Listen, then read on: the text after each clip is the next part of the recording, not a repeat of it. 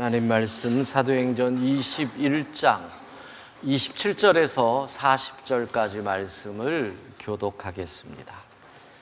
말씀을 받기 위한 우리의 고백을 먼저 드립니다. 우리의 형편과 마음을 가장 잘 아시는 하나님, 이 시간 주의 말씀을 받겠습니다. 말씀하여 주옵소서. 주님의 순전한 말씀으로 나를 꾸미시고 내게 주님의 거룩한 법도를 가르쳐 주소서. 아멘. 사도행전 21장 27절입니다. 교독합니다. 하나님의 말씀입니다. 그 이래가 거의 참에 아시아로부터 온 유대인들이 성전에서 바울을 보고 모든 무리를 충동하여 그를 붙들고 외치되 이스라엘 사람들아 도우라. 이 사람은 각처에서 우리 백성과 율법과 이곳을 비방하여 모든 사람을 가르치는 그 자인데 또 헬라인을 데리고 성전에 들어가서 이 거룩한 곳을 더럽혔다 하니 이는 그들이 전에 에베소 사람 드로비모가 바울과 함께 시내에 있음을 보고 바울이 그를 성전에 데리고 들어간 줄로 생각함이러라. 온 성이 소동하여 백성이 달려와 모여 바울을 잡아 성전 밖으로 끌고 나가니 문들이 곧 닫히더라. 그들이 그를 죽이려 할 때 온 예루살렘이 요란하다는 소문이 군대의 천부장에게 들림에 그가 급히 군인들과 백부장들을 거느리고 달려내려가니 그들이 천부장과 군인들을 보고 바울 치기를 그치는지라. 이에 천부장이 가까이 가서 바울을 잡아 두 쇠사슬로 결박하라 명하고 그가 누구이며 그가 무슨 일을 하였느냐 물으니 무리 가운데서 어떤 이는 이런 말로 어떤 이는 저런 말로 소리치고는 천부장이 소돔으로 명령하니 진상을 알 수 없어 그를 영내로 데려가라 명하니라. 바울이 층대에 이를 때 무리의 폭행으로 말미암아 군사들에게 들려가니 이는 백성의 무리가 그를 없이하자고 외치며 따라다니더라. 바울을 데리고 영내로 들어가려 할 그때 바울이 천부장에게 이르되 내가 당신에게 말할 수 있느냐 이르되 내가 헬라 말을 아느냐. 그러면 내가 이전에 소요를 일으켜 자객 4,000명을 거느리고 광야로 가던 애굽인이 아니냐. 바울이 이르되 나는 유대인이라 소읍이 아닌 길리기아 다소시의 시민이니 청컨대 백성에게 말하기를 허락하라 하니 천부장이 허락하거늘 바울이 층대 위에 서서 백성에게 손짓하여 매우 조용히 한 후에 히브리 말로 말하니라. 아멘. 예루살렘에 입성했던 바울은 대제사장들 그리고 율법학자들 그리고 유대인들의 핍박을 받아서 예루살렘 교회 지도자들이 머리를 짜서 지혜를 주어 율법을 지키는 모습을 흉내내게 했지만 결국 붙잡혀서 지금 고난을 당하는 것이 오늘 본문입니다. 사도행전 20장 23절 우리 같이 한번 읽어봅시다. 오직 성령이 각 성에서 내게 증언하여 결박과 환난. 나를 기다린다 하시니. 예루살렘으로 오기 전에 들렸던 성들, 그 성에 세워져 있던 교회에서 기도하던 성도들마다 당신이 가는 길에 환난이 기다린다, 이러한 경고를 받았는데 이것이 그대로 이루어지는 것이지요. 예루살렘에서 폭도로 변한 유대인들에게 붙잡혀서 지금 몹시 매를 맞고 있습니다. 그런데 바울이 지금 당하고 있는 이 고난이 쉬운 고난이 아니라는 겁니다. 자, 31절 상반부와 32절 후반부를 봅니다. 그들이 그를 죽이려 할 때, 그러니까 죽일 목적입니다. 죽일 목적입니다. 그래서 32절 후반부를 보면 바울이 맞고 있으니 천부장이 소동 속에서 군인들 데리고 와서 바울을 구해내는데 어떻게 하고 있었다? 계속 매를 치고 있었다는 겁니다.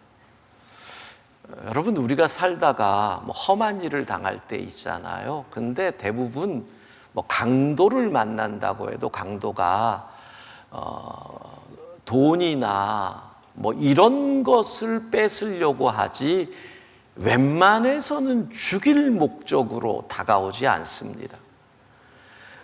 죽이겠다는 목적이 돼버리면 이 몽둥이를 들어 사람을 칠 때도 가리지 않고 칩니다. 얼굴이든지 머리든지. 왜? 목적이 죽이는 거니까.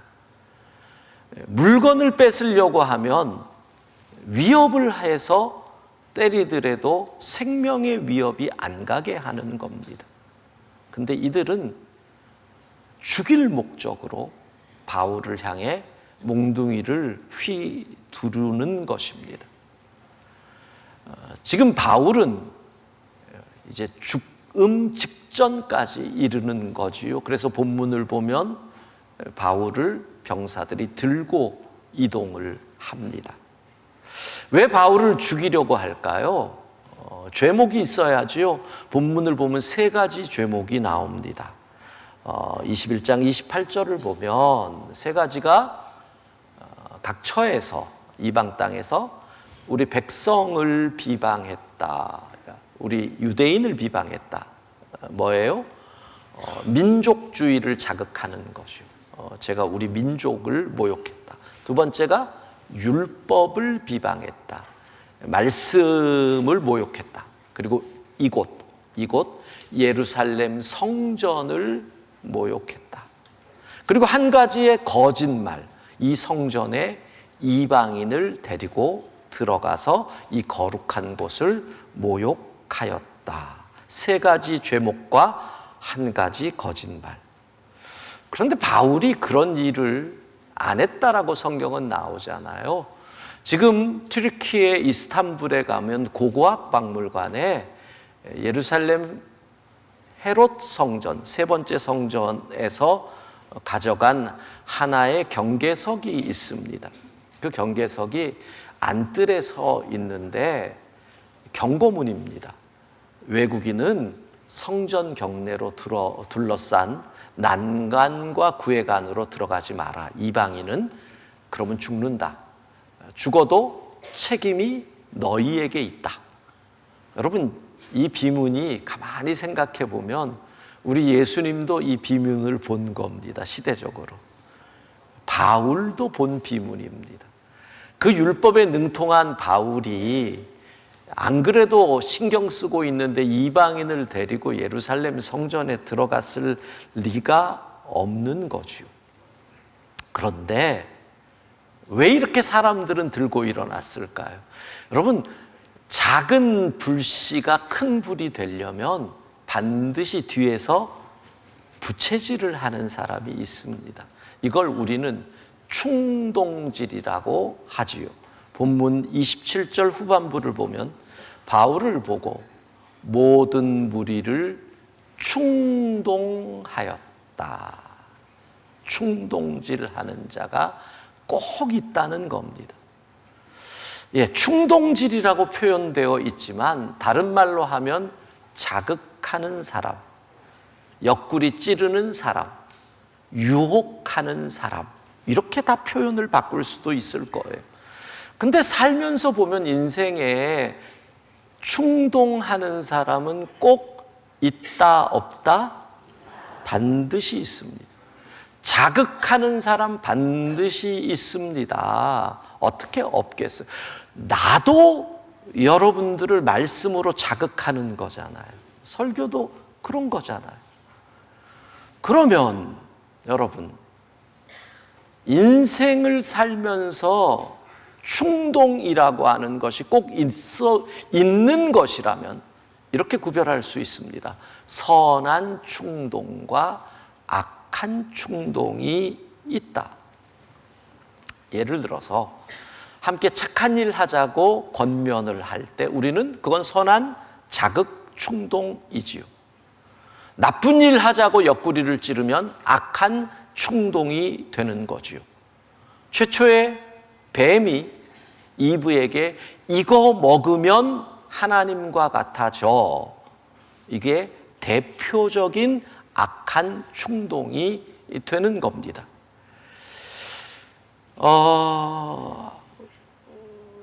담배 피우는 사람들이 많이 있어요. 가만히 보면 저희 시절에는 담배를 어디서 보통 배우느냐 하면 고등학교 졸업한 다음에 또는 군대에서 배우죠. 고등학교 때도 피우는 애들이 있었지만 그 시절은 선생님들이 몽둥이를 휘두르던 시절이기 때문에 그렇다가는 학교에서 살아남지 못하는 그런 시절이었으니까. 근데 요즘은 아이들 이렇게 흡연자에 대한 통계 조사를 보면 거의 중고등학교 때 담배가 시작됐다, 이런 얘기를 합니다. 어떻게 시작했느냐 그러면 다 대답이 친구가 권해서. 신기하지 않아요? 모두가 친구가 권했으면 도대체 누가 시작한 걸까요, 담배는? 아주 참 궁금한 거예요. 다 친구가 권했다. 이런 게 뭐예요? 악한 충동인 거죠. 악한 충동인 거죠. 특별히 청소년기에 자녀를 키우는 부모님들, 요즘은 아이들이 담배를 피워도 부모가 알 방법이 별로 없답니다. 예전에는 담배를 피우면 그 찌든 냄새가 알 수 있는데 요즘은 전자담배라는 게 그런 냄새도 없고 심지어는 무슨 향수 냄새도 나고 그래가지고 그 냄새로 파악을 할 수가 없다니까 부모님들이 정신 바짝 안 차리면 내 아이가 바깥에서 전자담배 피우고 껌 씹으면서 들어와도 모르는 그런 일들이 생긴다는 거죠. 자, 어쨌든 그래서 우리에게 필요한 것은 먼저는 지혜지요. 이게 선한 충동인지 악한 충동인지를 구별할 수 있는 지혜가 있어야 됩니다. 안 그러면 이 지혜가 없는 사람을 우리가 뭐라 그래요? 귀가 얇은 사람이라고 얘기해요. 그런 사람들에게 뭐가 들어와요? 보이스피싱도 들어오고 무슨 투자하자라는 얘기도 들어오고, 그러니까 거기서 그냥 다 넘어가니 이 지혜가 있어야 되고요. 두 번째, 악한 충동을 단호히 거절할 수 있는 용기가 있어야 됩니다. 면역력이 세야 돼요. 근데 우리가 악한 충동에 넘어가는 가장 큰 이유가 뭐냐면 관계 때문이에요. 내가 노하면 저 사람과 관계가 깨질까? 아니에요. 악한 충동을 하는 사람이 더 악하기에 관계 깨짐을 두려워하지 마셔야 돼요. No. 그러면 어떻게 해야 되느냐? 세 번째로는 우리는 선한 충동을 하도록 선한 자극을 주는 사람이 돼야 한다는 거지요. 누군가를 충동하는 것이 필요한 인생이라면 예수 믿으라고 전도하는 선한 충동, 착한 일 하라고 권하는 선한 충동, 그렇게 욕심내며 살면 안 된다라고 알려주는 선한 충동.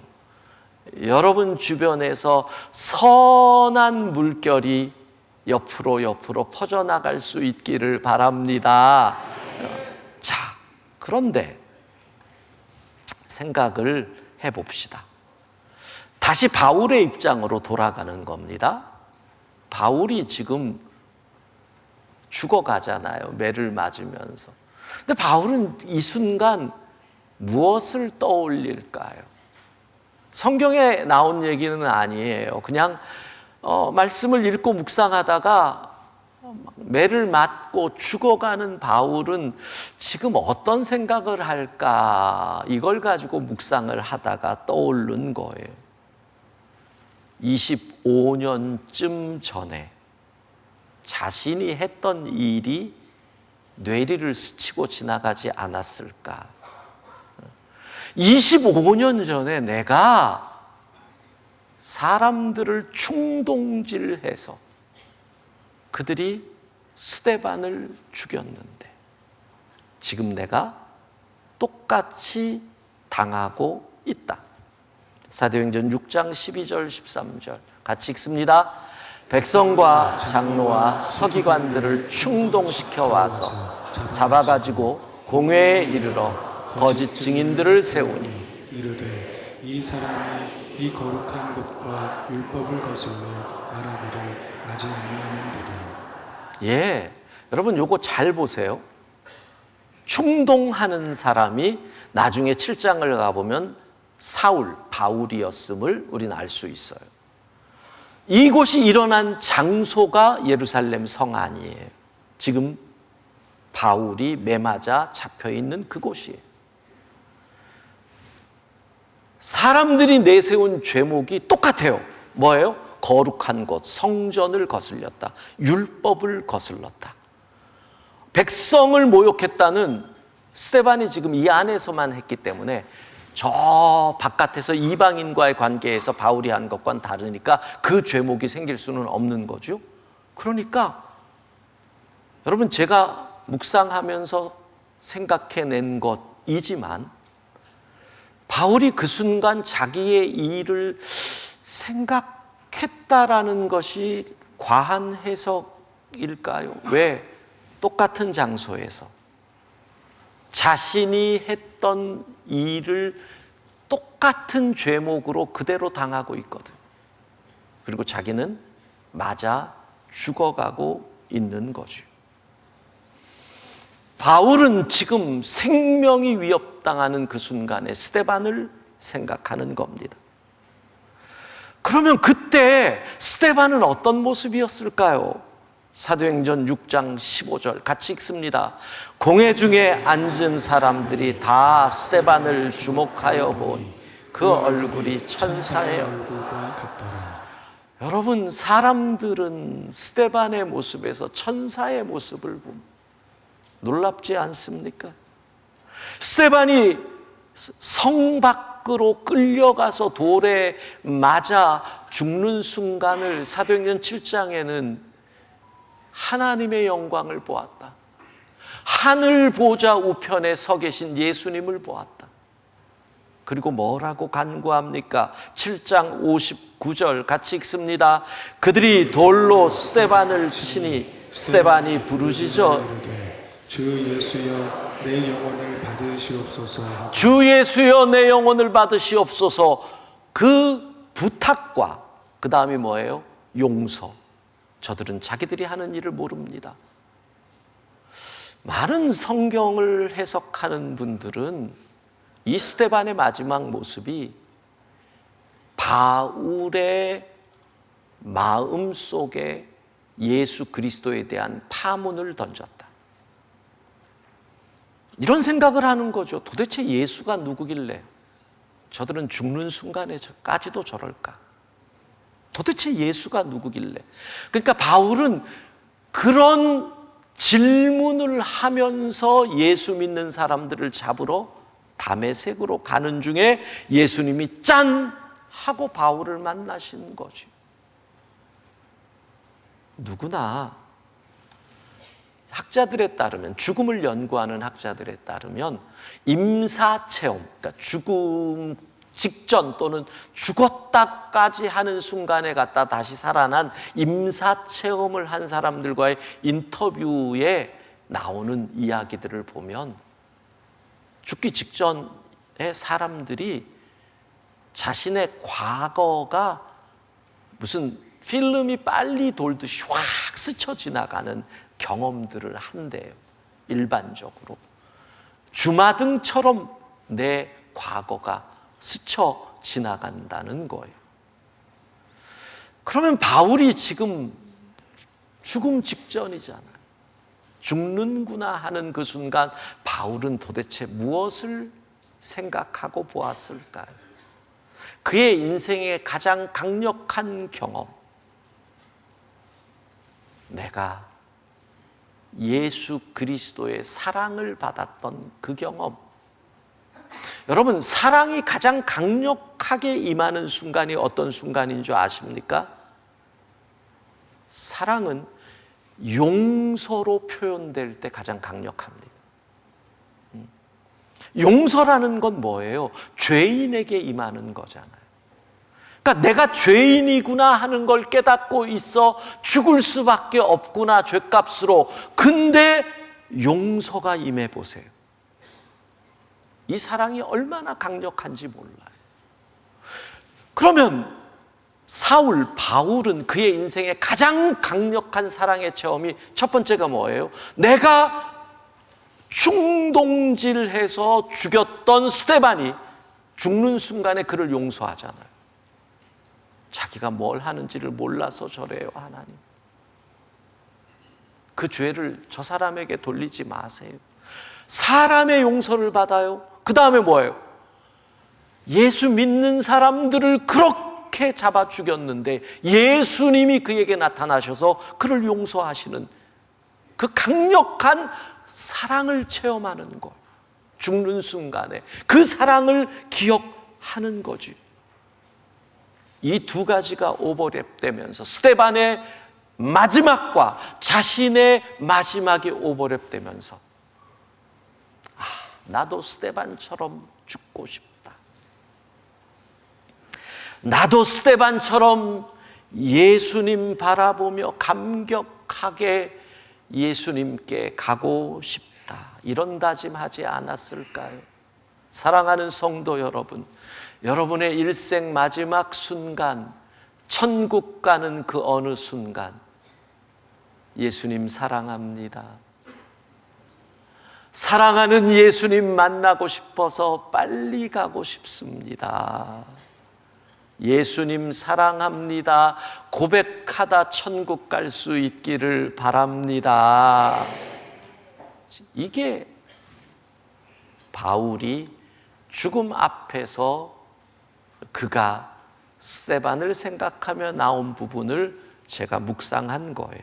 자, 그런데 오늘 본문 앞에 지난주에 본 사도행전 21장 20절을 보면 우리가 좀 고민할 문제가 있습니다. 같이 읽습니다.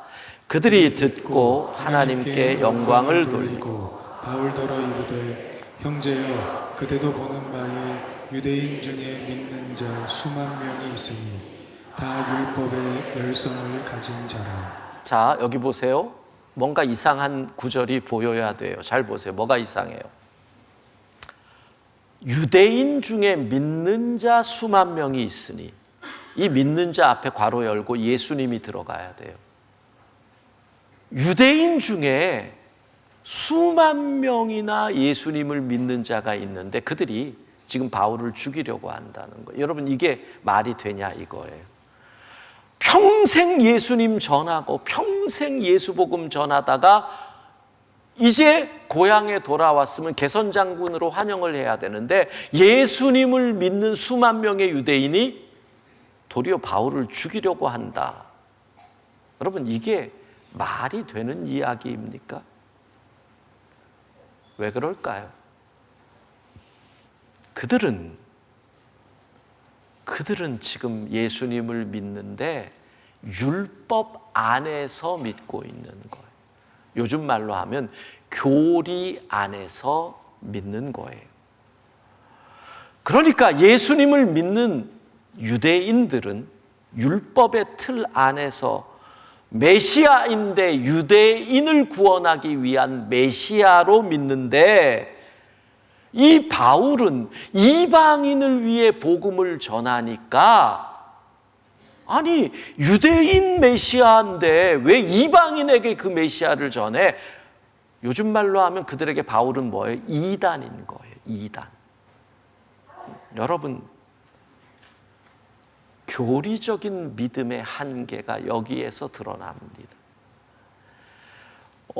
교리의 틀 안에서 믿으면, 율법의 틀 안에서 믿으면 율법 안에서 자란다라는 것을 인정받기 위해 믿는 것이니 사랑의 힘으로 율법을 넘어가지 못합니다.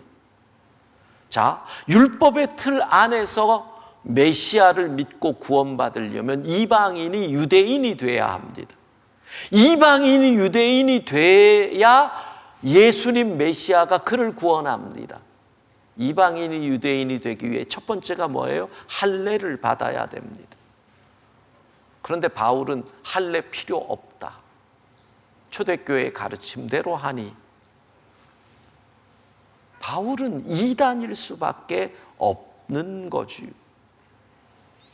자, 조금 더 여러분을 위해 설명을 합니다. 비약해서 설명합니다. 이해를 도우려고. 그러니까 수만 명의 유대인이 예수님을 믿지만 그들은 예수님을 사랑하지는 않는다는 얘기입니다. 믿는데 사랑 안 한다? 무슨 뜻이냐고요? 여러분, 율법의 틀 안에서 인간은 결코 하나님을 사랑할 수 없습니다. 하나님은 경외의 대상입니다. 하나님은 두려워하며 그의 통치를 찬양하며 그의 통치에 순종해야 하는 것이 인간이지. 어떻게 감히 불경스럽게 인간이 하나님을 사랑할 수 있습니까?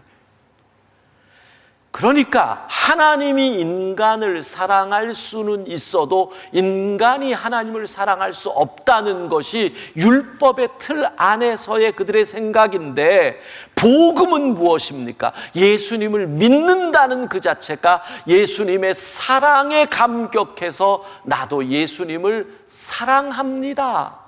믿음과 예수님을 믿는다는 것과 예수님을 사랑한다는 것이 같은 것이 복음이 주는 것입니다. 그 사랑이 너무나 귀해서 예수님을 믿는 것이고, 그래서 믿는 사람은 예수님이 원하시는 대로, 예수님이 기뻐하시는 대로, 예수님이 사랑하시는 대로 살아가는 것, 그것이 바로 믿음이라는 것입니다. 때로는 그래서 율법의 틀을 깨기도 하는 겁니다. 선을 넘어가기도 하는 것입니다. 그게 복음이죠. 죄인인 여인이 향유를 가지고 와서 예수님 발에 붓습니다. 율법으로는 용납이 안 되지요. 근데 예수님은 그 여인을 기뻐하시면서 복음이 전해지는 곳마다 이 여인을 이야기하라고 얘기합니다. 율법의 틀을 깬 거지요. 안식일에 병자를 고치는 것 있을 수 없습니다. 율법, 안식일 교리를 어기는 것입니다. 그런데 예수님은 이 사람이 평생 병마에 사로잡혀 있는데 하루 한 시간이 이 사람에게는 천년 같은데 어떻게 내일까지 기다리느냐? 사랑이 율법을 넘어가는 겁니다. 예루살렘에서 여리고로 가다가 강도를 만난 사람, 제사장도 제사의 규례를 지키기 위하여, 레위인도 그를 거절하지만 천대받던 사마리아인이 그를 건져줍니다. 율법 틀을 넘어갑니다. 주님은 이 사람이 선한 이웃이다. 여러분, 예수 그리스도의 사랑의 모습이 보이시나요? 넘습니다. 틀을 깹니다. 사랑으로 품습니다. 이것이 복음의 능력인 줄로 믿습니다. 믿음이 성숙하다는 게 뭡니까, 여러분? 예수님을 더 많이 사랑하는 겁니다. 시간이 지나갈수록 예수님을 더 뜨겁게 사랑하는 것입니다.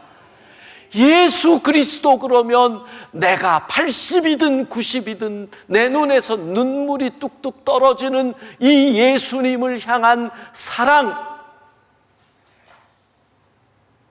믿음의 시간이 길어지면 이상하게도 교리와 율법이 우리의 믿음에서 차지하는 비율이 커집니다.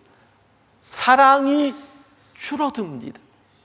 그래서 3대, 4대 신앙인 가운데 열심인 분들을 보면 주의를 잘 지키고 헌금 생활 잘하고 봉사하고 철저하게 교리적으로 믿지만 예수님 그랬을 때 눈에서 뚝뚝 눈물 떨어지는 사람 보기 어렵습니다.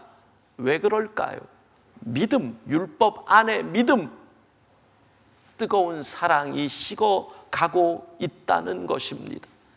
여러분, 용서받은 그 사랑의 감격이 여러분을 다스릴 수 있기를 바랍니다. 구주를 생각만 해도 이 이렇게 좋거든 주 얼굴 배울 때야 얼마나 좋으랴. 예수님을 더 사랑하는 겁니다. 날마다 더 사랑하는 겁니다. 예수님을 생각만 해도 좋은 겁니다. 예수님을 사랑해서 이웃을 사랑하는 겁니다. 그렇게 날마다 예수님을 더 뜨겁게 사랑하다가 마지막 순간 주님이 우리를 부르실 때 주님 너무 사랑합니다. 왜 이제 부르셨어요? 주님 보고 싶어요. 빨리 갈게요. 여러분의 인생 되기를 축복합니다.